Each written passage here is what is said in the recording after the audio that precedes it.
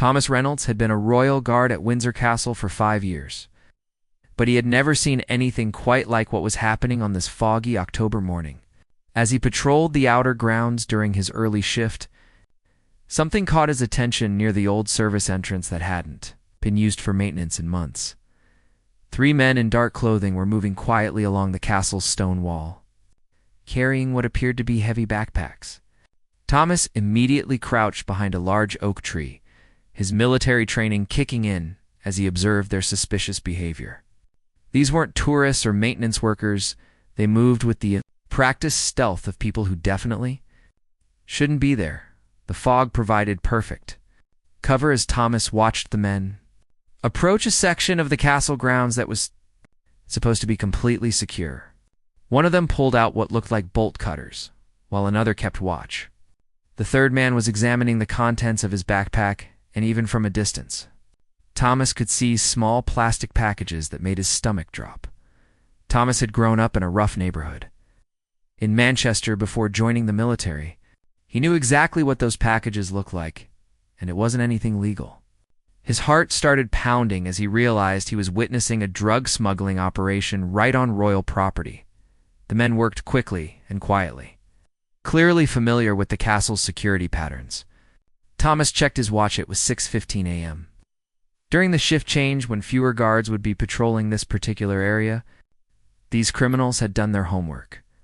Thomas reached for his radio to call for backup, but then hesitated. If he called it in now, the smugglers might hear the radio chatter and escape before other guards could arrive. The fog was so thick that it would be easy for them to disappear into the surrounding countryside.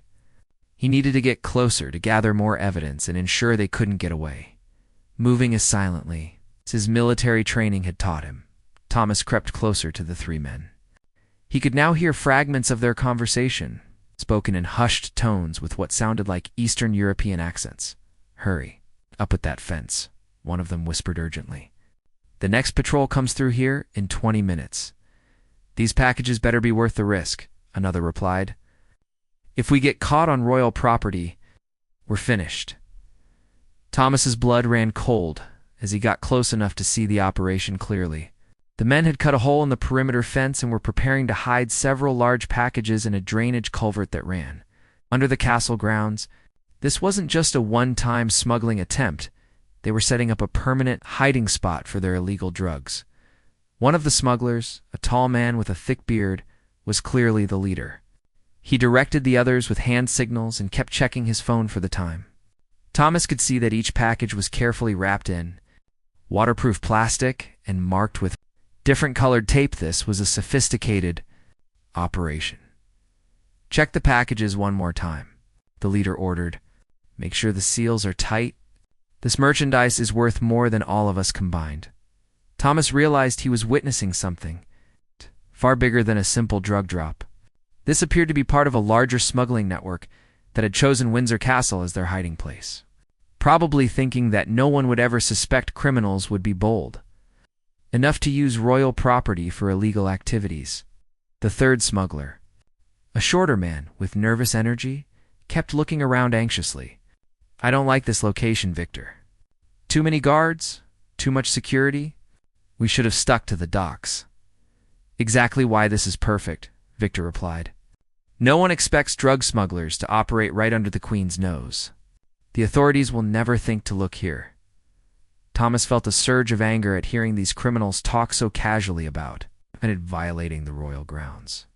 This was more than just his job. This was about protecting a place that represented everything he had sworn to defend. As the smugglers finished hiding their packages and was prepared to leave, Thomas knew he had to make a decision quickly. He could follow them and try to identify where they came from, or he could try to apprehend them right now. But there were 3 of them and only one of him, and he didn't know if they were armed. Just then, his radio crackled quietly with a routine security check. Thomas quickly turned the volume down, but not before Victor's head snapped up, his eyes scanning the area where Thomas was hiding. Victor froze, his hand moving instinctively toward his jacket pocket. "Did you hear that?" he whispered to his companions, his eyes still searching the foggy grounds around them. Thomas held his breath, pressing himself against the oak tree and trying to become invisible. His heart was hammering so loudly he was sure the smugglers would hear it. The fog that had provided cover was now working against him. He couldn't see exactly where the criminals were looking. "It's probably just another guard doing his rounds," the nervous smuggler said. But his voice betrayed his anxiety. "We should get out of here now." "No," Victor said firmly. "We finish what we came to do, but everyone stays alert." Thomas watched as Victor pulled out what appeared to be a gun from his jacket pocket. The situation had just become far more dangerous than he had anticipated. These weren't just drug smugglers, they were armed criminals, willing to use violence to protect their operation. The third member of the group, who had been working on the fence, suddenly stood up and pointed in Thomas's direction. "I saw something move over there behind that tree." Thomas's military training kicked in completely now. He had two choices: run back to the castle and call for backup, risking that the smugglers would escape with their evidence, or confront them directly and risk getting shot. Neither option was appealing, but his duty was clear. Before he could make a decision, his radio crackled again with a message from the control room. "Guard Reynolds, please respond with your location for the morning security check." This time, there was no hiding the sound. Victor immediately started moving toward Thomas's position, gun drawn, while signaling for his companions to flank from the other side. "Come out slowly," Victor called out, his accented voice carrying clearly through the fog. "We know you're there, and we know you heard everything." Thomas realized he was trapped. The smugglers had positioned themselves strategically, and running would only expose his back to their weapons. He took a deep breath and made a decision that would define the rest of his career. "I'm a royal guard." "And you're under arrest?" Thomas announced, stepping out from behind the tree with his hands visible, but ready to move quickly. "Drop your weapons and get on the ground." Victor laughed, a cold sound that made Thomas's skin crawl. "One guard against three of us. You should have minded your own business." But Thomas had noticed. Something the smugglers had in his radio call had been overheard by other guards, and he could see movement in the distance as backup began approaching through the fog. He just needed to buy some time. "You picked the wrong place for your operation," Thomas said, trying to keep his voice steady. "This is royal property, and every square inch is monitored. You've already been identified by our security cameras." This was a bluff. The fog was too thick for cameras to capture clear images, but Thomas could see doubt creeping into the smugglers' faces. The nervous smugglers started backing toward the hole they had cut in the fence. "Victor, maybe we should just go. We can come back for the packages later." "No," Victor snarled. "We've invested too much in this operation, and this guard has seen too much." Thomas could now hear voices calling his name through the fog as other guards responded to his missed radio check. But Victor had heard them too, and his expression was becoming increasingly desperate. "Change of plans," Victor announced to his team. "We take the guard with us as insurance. If anyone tries to stop us, we have a hostage." Before Thomas could react, the third smuggler had circled around behind him and was pointing another weapon at his back. Thomas realized that his attempt to apprehend the criminals had put him in an extremely dangerous position. "Move toward the fence," Victor ordered. "And don't try anything heroic. Royal Guard or not, you're not bulletproof." As Thomas was forced to walk toward the perimeter, he desperately tried to think of a way to signal his location to the approaching backup guards without getting himself or anyone else killed.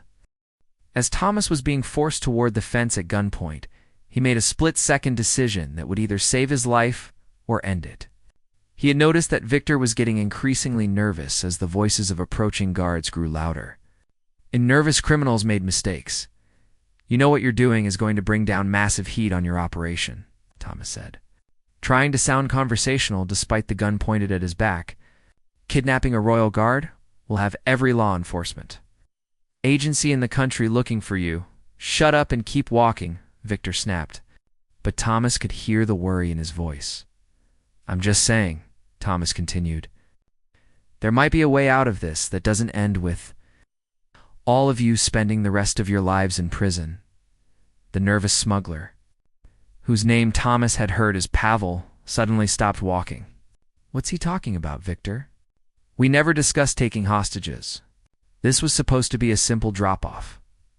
Plans change, Victor replied, but his voice lacked conviction. Thomas seized on the growing tension between the criminals. Pavel's right to be worried. Drug smuggling might get you 10 years, but kidnapping a member of the Royal Guard? That's life imprisonment minimum. I said, shut up.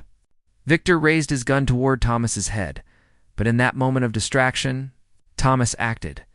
He spun around quickly, using a disarming technique he had learned in military combat training. His hand struck Victor's wrist, sending the gun flying into the fog as he simultaneously dove to the ground, rolling behind a large stone marker. He's loose, Pavel shouted, raising his own weapon. But the thick fog made it impossible to get a clear shot without risking hitting Victor. Thomas used the confusion to his advantage, calling out loudly, "Armed smugglers near the east perimeter. Officer down." I repeat, armed smugglers with drugs. His voice carried clearly through the fog, and immediately he could hear running footsteps and urgent radio chatter as multiple guards converged on their location. Victor scrambled to find his dropped weapon, while cursing in what Thomas recognized as Russian. "Find him. We can't let him escape." But the fog that had initially helped the smugglers was now working completely in Thomas's favor. He moved quietly from cover to cover, using his knowledge of the castle grounds to stay ahead of the criminals while guiding his fellow guards toward the action. "This way." Thomas called out to his approaching colleagues. 3 armed suspects, drugs hidden in the drainage culvert. Sergeant Williams, Thomas's supervisor, arrived first with 2 other guards. The smugglers found themselves suddenly surrounded by uniformed personnel who knew the grounds intimately and had backup continuing to arrive. "Drop your weapons and get on the ground," Sergeant Williams commanded, his voice carrying absolute authority. Pavel immediately threw down his gun and raised his hands. "Don't shoot. I surrender." The 3rd smuggler, realizing the situation was hopeless, also gave up without resistance. But Victor had disappeared into the fog, apparently abandoning his companions in a desperate attempt to escape. "Reynolds, are you injured?" Sergeant Williams called out. "No, sir, I'm fine," Thomas replied, emerging from behind the stone marker. "But the leader got away. He's armed and dangerous." Heading toward the main road, Sergeant Williams immediately radioed for the castle's perimeter to be sealed and local police to set up roadblocks. Within minutes, the fog was filled with the sounds of sirens and helicopter rotors as a massive search operation got underway. Thomas led the other guards to the drainage culvert where the smugglers had hidden their packages. When they opened the first one, everyone fell silent. It wasn't just drugs, it was enough high-grade cocaine and heroin to supply half of London's black market. "My God," Sergeant Williams whispered. "This would have been worth millions on the street. Reynolds, you've just broken up one of the biggest drug operations we've ever seen on royal property." As they secured the evidence and the 2 captured smugglers, Thomas couldn't help but feel that something was still not right. The operation had been too sophisticated, too well planned, for it to be just 3 criminals acting on their own, Sergeant Thomas said quietly. "I think this might be bigger than we realize. These weren't just random drug dealers. They knew our patrol schedules. They knew about the unused service entrance. They had this location scouted perfectly." Sergeant Williams looked at Thomas with growing concern. "What are you suggesting?" "I think they had inside help." The implications of Thomas's words hit Sergeant Williams like a physical blow. The idea that someone within the Royal Guard might be working with drug smugglers was almost unthinkable. But the evidence was becoming impossible to ignore. "Keep your voice down," Sergeant Williams whispered urgently. "If you're right about this, we can't trust anyone until we know how deep this goes." Detective Inspector Sarah Mitchell from the Metropolitan Police arrived within the hour. Along with agents from the National Crime Agency, the fog was beginning to lift, revealing the full scope of the smuggling operation that Thomas had uncovered. Detective Mitchell interviewed Thomas privately, away from the other guards. She was a sharp woman in her 40s with intelligent gray eyes that seemed to see everything. "Guard Reynolds, I need you to think carefully about every detail you observed this morning," she said, pulling out a notebook. "The way these men operated, their knowledge of your security procedures, everything could be important." Thomas recounted every moment of the encounter, From first spotting the smugglers to their capture, Detective Mitchell asked him to repeat certain details multiple times, particularly about how the criminals seemed to know the patrol schedules. You mentioned they said the next patrol would come through in 20 minutes, she noted. How accurate was that timing? Thomas checked his watch and calculated. Almost exactly right. Whoever gave them that information knew our rotation schedule perfectly. Detective Mitchell's expression grew grave. We're going to need to investigate every member of the castle security staff who had access to those schedules. That's going to include people you've worked with for years. Meanwhile, interrogation of the two captured smugglers was revealing disturbing information. Pavel, the nervous one, was cooperating fully in exchange for a reduced sentence.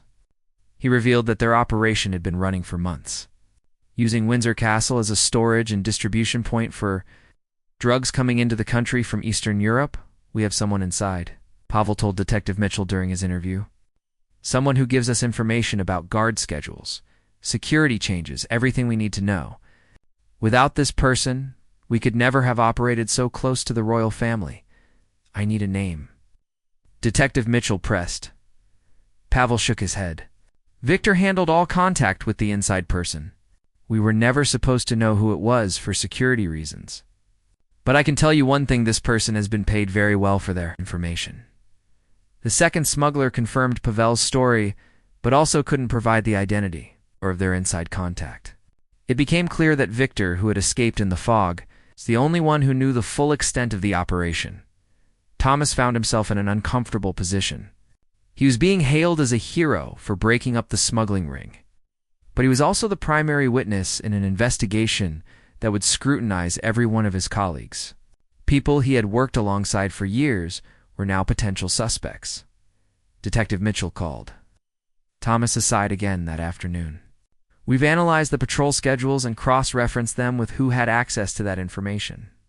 The list isn't as long as we feared, but it's still concerning. She showed Thomas a confidential document with 12 names on it, all members of the castle security staff who had access to detailed patrol information. Thomas recognized every name, and several were people he considered close friends. I need you to think about anything unusual you might have noticed. In the past few months, Detective Mitchell continued, anyone living beyond their means, acting strangely, or showing knowledge they shouldn't have had? Thomas's heart sank as he realized what she was asking him to do. You want me to spy on my own colleagues? I want you to help us catch a traitor who put the royal family at risk. Detective Mitchell corrected firmly. Someone in your unit has been selling information to dangerous criminals. We need to find out who before they realize we're onto them. That evening, Thomas returned to the guards' quarters feeling like the ground had shifted beneath his feet. His fellow guards congratulated him on the successful operation. But now, he found himself studying their faces, wondering if one of them had been secretly working with the smugglers. Corporal Jenkins, who had been with the unit for 8 years, seemed nervous when discussing the morning's events. Sergeant Davis asked unusually detailed questions about exactly what Thomas had overheard from the smugglers. Even his friend Mark, who had joined the same week as Thomas, appeared uncomfortable when the conversation turned to security procedures. Thomas's phone rang late that night. It was Detective Mitchell. Reynolds, we have a problem, she said urgently. Victor was found dead in a London hotel room 3 hours ago. Shot execution style. Someone didn't want him talking to us. Thomas felt a chill run down his spine. What does that mean for the investigation? It means our inside person is getting desperate, Detective Mitchell replied. And desperate people are dangerous. Watch your back, Reynolds. You're the only witness who can identify Victor's voice and mannerisms. If the insider realizes you might be able to help us identify them, you could be next. The news of Victor's murder sent shockwaves through the investigation team and made Thomas realized that he was now in serious danger. Detective Mitchell arranged for him to have police protection. But Thomas insisted on continuing his duties at the castle to avoid arousing suspicion. If the inside person realizes we're investigating them, they might destroy evidence or flee, Thomas argued during a secret meeting with Detective Mitchell. I need to act normal while we figure out who it is. Detective Mitchell reluctantly agreed, but insisted on placing undercover officers within the castle staff to monitor the situation. Thomas would wear a hidden recording device and try to engage his colleagues in conversations that might reveal who had been working with the smugglers. The next few days were the most stressful of Thomas's life. Every conversation with his fellow guards felt like a potential trap. He found himself analyzing every word, every expression, looking for signs of guilt or deception. His friend Mark approached him during lunch on Wednesday. "You've been acting strange since the smuggler incident," Mark observed. "Everything okay?" Thomas forced a casual smile. "Just still processing everything that happened. It's not every day you catch armed criminals on royal property." "Yeah, it's crazy that they knew so much about our security procedures," Mark replied, watching Thomas's reaction carefully. "Makes you wonder how they got that information." Thomas felt his pulse quicken. Was Mark fishing for information, or was he just making conversation? "The police think they might have had inside help," Thomas said, testing the waters. Mark's expression didn't change. "That's a scary thought. Someone we work with betraying everything we stand for." Before Thomas could respond, Corporal Jenkins joined their table. "What are you two talking about so seriously?" "Just the smuggling investigation," Mark replied. Thomas was saying the police think there might have been an inside informant. Jenkins looked genuinely shocked. "One of us? That's impossible. We're all thoroughly vetted before joining the Royal Guard." Thomas noticed that Jenkins seemed more upset by the suggestion than Mark had been. Was this genuine outrage, or was Jenkins worried about being discovered? That afternoon, Thomas received an encrypted message on his phone from Detective Mitchell. "We intercepted communications from Victor's phone before he died. The inside contact goes by the codename Crown. We're analyzing the message patterns to try to identify them." Thomas deleted the message immediately and continued his patrol, but his mind was racing. Crown, it had to be someone with significant access to royal security information. The codename suggested someone who took pride in their position, someone who saw themselves as important to the royal operation during the evening shift change. Sergeant Davis called Thomas into his office. "I've been reviewing the incident reports from the smuggling operation," Davis said, shuffling through papers on his desk. "I need to make sure we have all the details correct for the official record," Davis asked Thomas to go through his story again. But this time he asked very specific questions about timing, locations, and exactly what the smugglers had said. Thomas noticed that Davis seemed particularly interested in whether the criminals had mentioned any specific security procedures or guard names. "Did Victor or the other smugglers mention anything about future operations?" Davis asked. "Any indication that this was part of a larger network?" Thomas decided to test his suspicions. "Actually, yes. Victor mentioned something about other locations, other contacts in the security services. The police are very interested in tracking down all the connections." Davis's pen stopped moving, and Thomas saw a flicker of something fear cross his supervisor's face. "Other contacts? Did he give any specifics?" "The detectives didn't share all the details with me," Thomas lied smoothly. "But I got the impression this was much bigger than just Windsor Castle." That evening, Thomas was reviewing his notes when he noticed something strange. 3 of his colleagues, Mark, Jenkins, and Davis, had all asked very similar questions about the investigation, all probing for the same type of information about what the police knew and what Victor might have revealed. Thomas called Detective Mitchell from his quarters using a secure phone she had provided. "I think I'm getting close to identifying our inside person," he reported. "But I'm not sure if there's one traitor or multiple people involved." "What makes you say that?" Mitchell asked. Thomas explained the similar questioning patterns he had noticed. "It's almost like someone is coordinating what questions to ask, trying to gather intelligence about the investigation through multiple sources. That's a disturbing possibility." Mitchell replied, "If there's more than one person involved, this conspiracy goes deeper than we thought. Can you narrow down the list at all?" "I have 3 primary suspects," Thomas said, then paused. "But there's something else. I've been thinking about the codename Crown. What if it's not just someone with access to security information? What if it's someone in a position of authority? Someone who could coordinate multiple people?" Detective Mitchell was quiet for a moment. "You're thinking about your supervisors. Sergeant Davis has been acting very strangely, asking very specific questions about the investigation. And he would have the authority to recruit other guards into the operation. Be very careful, Reynolds," Mitchell warned. "If Davis is involved and he suspects you're onto him, your life could be in immediate danger." As Thomas hung up the phone, he heard footsteps in the hallway outside his quarters. Someone was walking very slowly, very quietly, as if they were listening at doors.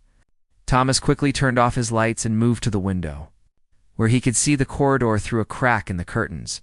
A figure in a guard uniform was standing outside his door, clearly listening for any sounds from inside. In the dim light, Thomas couldn't make out who it was, but his blood ran cold as he realized that his investigation had been discovered. Thomas held his breath as the figure outside his door remained motionless for what felt like hours but was probably only a few minutes. Then, just as quietly as they had arrived, the person moved away down the corridor. Thomas waited another 10 minutes before carefully opening his door to check if anyone was still there. The phone was empty, but Thomas noticed something that made his heart skip a beat. A small piece of paper had been slipped under his door. With trembling hands, he picked it up and read the message written in block letters. "Stop asking questions or join Victor." Thomas immediately called Detective Mitchell's emergency line. Within an hour, she arrived at the castle with a full tactical team, but they came disguised as maintenance workers to avoid alerting the suspected insider. "This changes everything," Mitchell told Thomas in a secure room away from the regular guard quarters. "They know you're working with us, which means they're planning to either silence you or escape. We need to move fast." Mitchell explained that they had set up a trap. "We're going to feed different pieces of false information to each of your suspected colleagues. Whichever piece of information gets back to the remaining smuggling network will tell us who our traitor is." The plan was risky, but Thomas agreed to participate. The next morning, he had separate conversations with Mark, Jenkins, and Sergeant Davis, each time sharing different fake details about the investigation's progress. To Mark, he mentioned that police had recovered Victor's phone with a list of contacts. To Jenkins, he said that one of the captured smugglers had agreed to testify against the inside person. To Sergeant Davis, he claimed that security cameras had captured images of someone meeting with Victor weeks before the operation. Then they waited. The trap worked. It's faster than anyone expected. That afternoon, Detective Mitchell received intelligence that someone was trying to contact the remaining members of the smuggling network to warn them about the supposed phone evidence. The communication was traced back to Mark's personal phone. "I can't believe it," Thomas said when Mitchell shared the news. "Mark has been my friend for 5 years. We joined the Royal Guard together.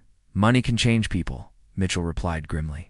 "According to our financial investigation, Mark has been receiving regular payments of £5,000 per month for the past 8 months. That's a lot of motivation to betray his oath. The arrest was coordinated carefully to ensure Mark couldn't destroy evidence or warn any remaining conspirators. Thomas was positioned where he could witness the confrontation but remain safe. When Detective Mitchell and her team moved in, Mark's reaction was immediate and telling. Instead of surprise or confusion, his face showed resignation and defeat. He knew exactly why they were there. "I suppose Thomas figured it out," Mark said, as the handcuffs clicked around his wrists. "I always knew he was too observant for his own good." During his confession, Mark revealed the full scope of the operation.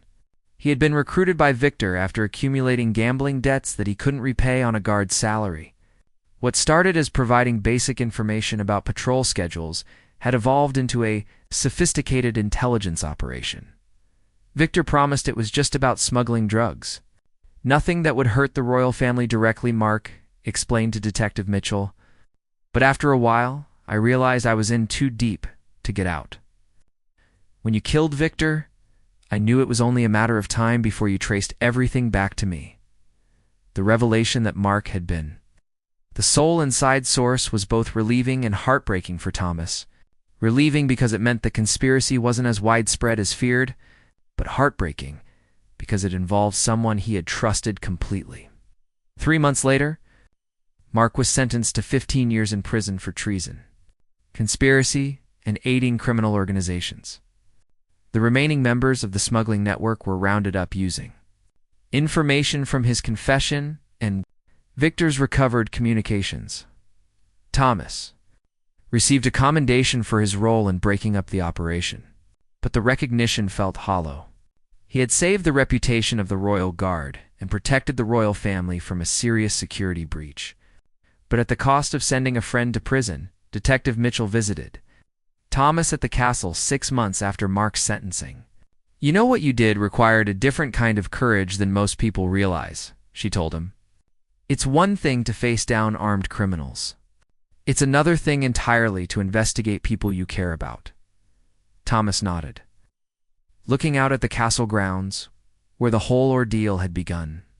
"I keep thinking about what Mark said, that he got in too deep to get out. Makes me wonder if there was something I could have done to help him before it went too far." "Maybe," Mitchell replied, "but you can't save people who don't want to be saved. Mark made his choices, and you made yours. The difference is that your choices protected innocent people." Thomas was promoted to sergeant 6 months later, partly in recognition of his heroism, but also because the Royal Guard needed leaders who could be trusted completely. His first assignment was developing new security protocols to prevent future insider threats. The smuggling operation had been completely dismantled, but its impact lasted far beyond the arrests. Thomas instituted a buddy system where guards worked in pairs during sensitive operations, making it much harder for any individual to operate secretly. He also created anonymous reporting procedures that allowed guards to report suspicious behavior without fear of retaliation. A year after the incident, Thomas was giving a security briefing to new recruits when one young guard asked him about the most important lesson he had learned from the EOS smuggling case. Thomas thought carefully before answering. "I learned that being a Royal Guard isn't just about standing at attention or following orders. It's about making difficult decisions when no one is watching and having the courage to do what's right even when it costs you personally." He paused, looking at the eager faces of the new guards. "Some of you will face situations where you have to choose between loyalty to a friend and loyalty to your duty. I hope you never have to make that choice. But if you do, remember that our oath is to protect and serve something bigger than ourselves." The young guards listened intently, not fully understanding the weight behind his words, but sensing their importance. Thomas continued to serve at Windsor, his castle, for many more years, eventually becoming the head of security. He never forgot the morning in the fog when he discovered that evil could hide behind familiar faces, or the lesson that true courage sometimes meant betraying someone you care about to protect something you believe in. The drainage culvert where the drugs had been hidden was permanently sealed and converted into a small memorial garden for guards who had died in service. Thomas visited it often, not just to remember the operation that had defined his career, but to remind himself that vigilance was the price of protecting the things that mattered most. Years later, when Thomas told his own children about his experiences as a Royal Guard, he always emphasized that being a hero wasn't about dramatic confrontations with criminals. Real heroism, he learned, was about making the right choice in quiet moments when no one would ever know the difference, except you would know. And sometimes that was enough. The case of the Windsor Castle smuggling ring became a training example used throughout British law enforcement, demonstrating how insider threats could be identified and neutralized. But for Thomas, it remained a deeply personal reminder that doing your duty sometimes required sacrificing pieces of your heart, and that the hardest battles weren't always fought against strangers, but against the disappointment of discovering that people you trusted weren't who you thought they were.